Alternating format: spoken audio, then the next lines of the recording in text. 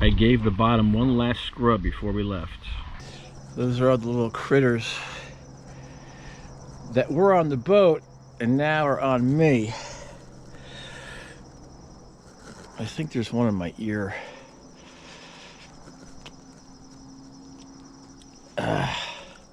But we're gonna go faster. I'd like to raise the sails again, watching for the whales again, and never have to say I wish that I had done the things that I can't do when I'm too old to play. So after a quick provision run, I scooped up Crewman Geoff off Andy's dock and we were off. See you later, Andy. Hello! I have me pillows! That's an inside joke that's been going on for about 10 years now. Hope to see you in the spring. Alright, he's at the helm already. Eager beaver. Beautiful day. Not much wind though, you can see it's like a mill pond. And I've got crap to put away all over the place. Well, it's our first morning at sea. It's the pre-dawn light. And it's been good. We're on our averages.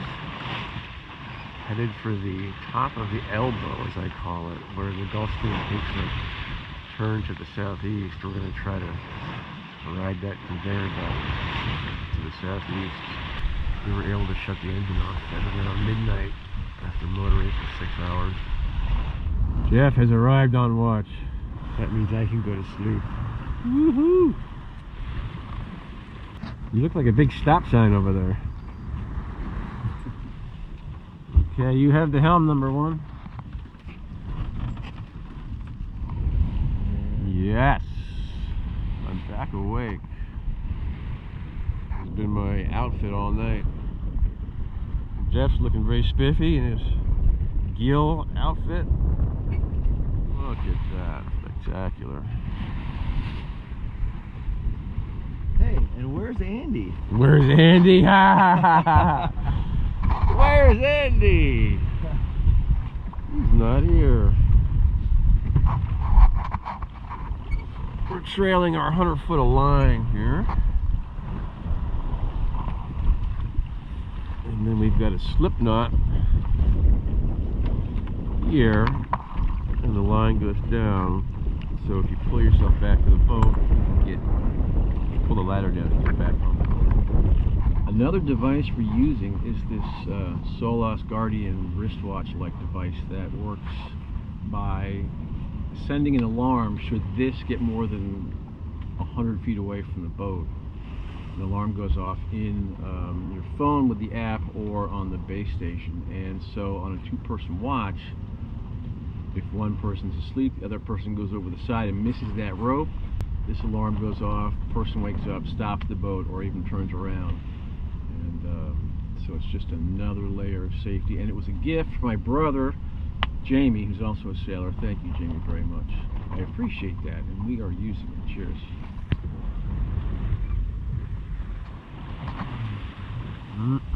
Look at that.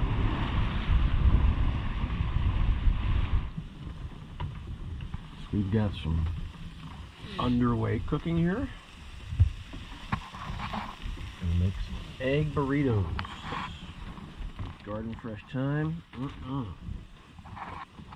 That's what I'm talking about. Is that what you're talking about?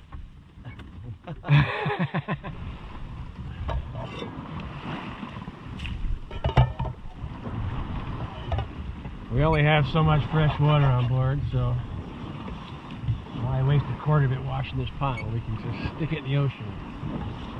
Do it that way. Besides, I like that little coat of salt that gets on it afterwards.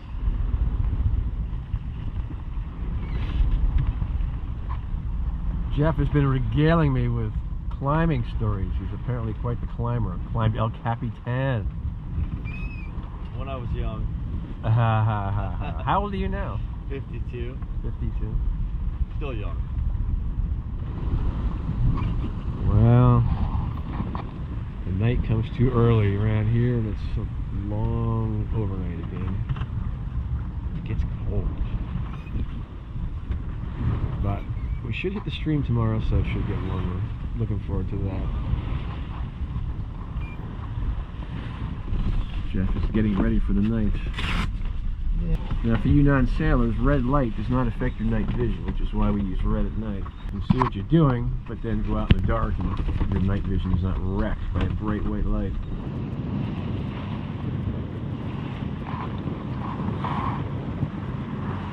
Third morning. No, second morning. It's still cold because the air is cold, but the water is warming up. Started at trip at 60. As we close with the Gulf Stream, it's warming. Oh, just saw a flick of 65. I saw this object. I had to go check it out, but we're in like 3,000 feet of water. Who would put something here like that?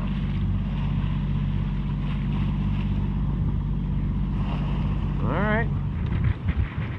It's nice to have other living things about, and the pelagic birds such as the shearwaters and petrels seem to always be around.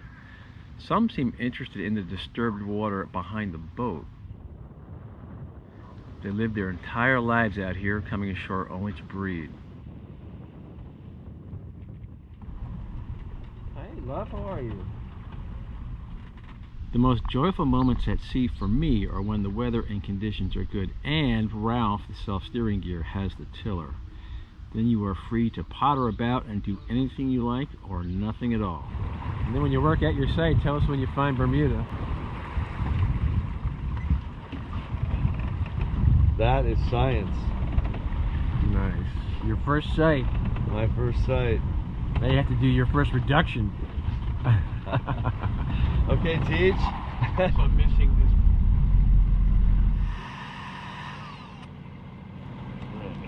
Fight me, are you? Oh yeah, nice and tight now. Now I've got to fix the rest of it.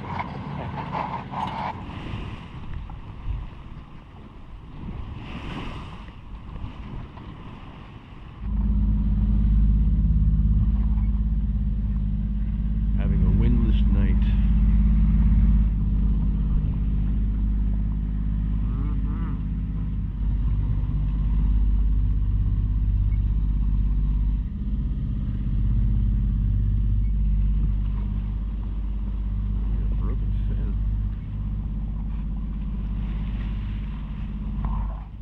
Via these daytime dolphin, I'll share a story.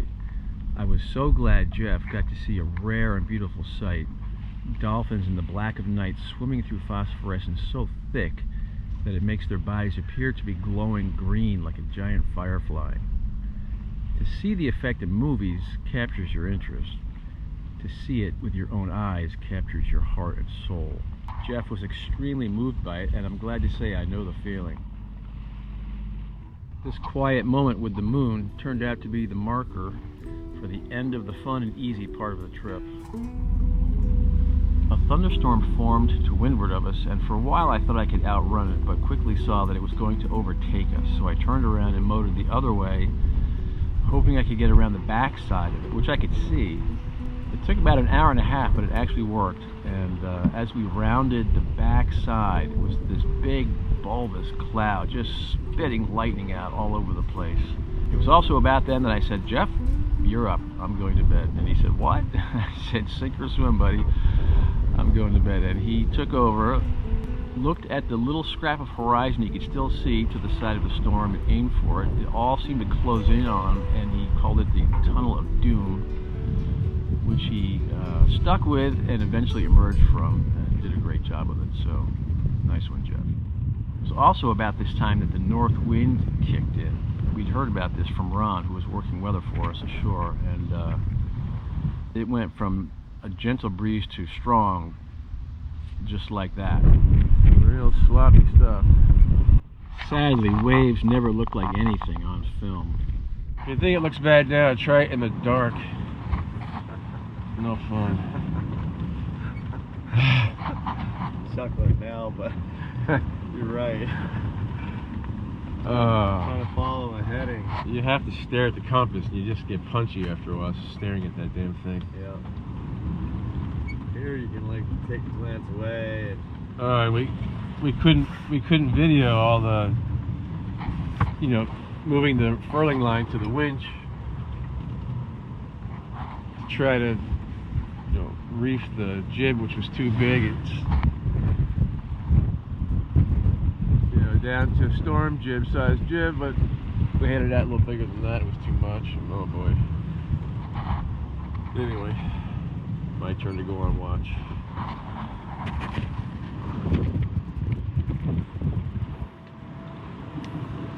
Don't like it.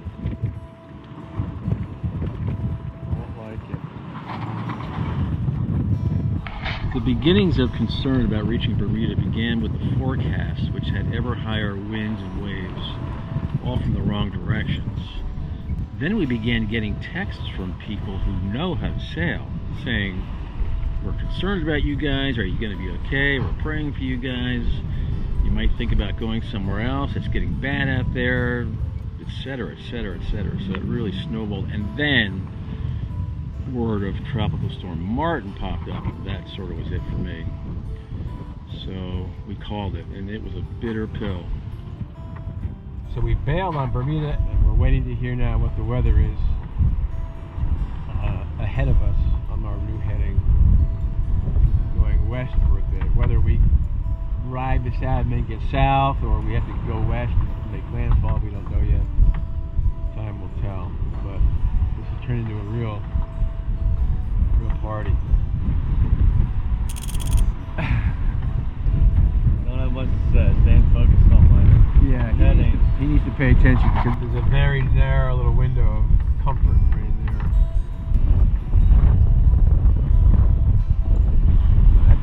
I gotta tighten that.